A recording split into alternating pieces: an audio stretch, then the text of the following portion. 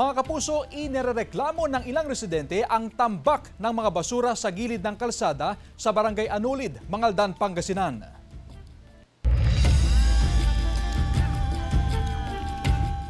Ang mga opisyal ng barangay hirap daw sa paghahakot dahil sa dami ng naipong basura bunsod ng pagbaha.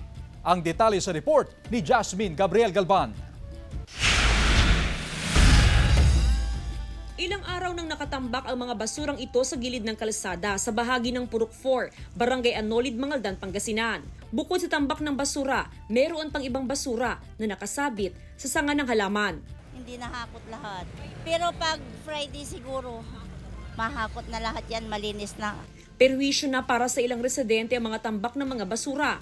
Panawagan ng mga residente, lalo na yung mga nakatira malapit sa mga tambakan ng basura, gaya na lamang nito, na sana'y makolekta na ang mga naipong basura dahil nangangamoy na at naapektuhan na ang mga bata na nakatira malapit dito. Dapat mahangkot na po kasi mabaho din kasi. Nangangamoy din sa sa loob ng bahay. Aminado mga opisyal ng barangay na naipon at dumami ang mga basura matapos ang halos 2 linggong pagbaha, bunsod na nagdaang mga bagyo't habagat. 1 linggong hindi nakakolekta ng basura ang barangay dahil hindi makadaan sa baha ang garbage truck. Hindi rin daw nila masisi ang mga residenteng itambak ang basura sa gilid ng kalsada kesa maanod ng baha. 2 beses na nagakot ng basura sa lugar noong nakaraang linggo. Hindi rin talaga makayanan yung sa sobrang dami po. Even sa landfill po, sobrang dami din po.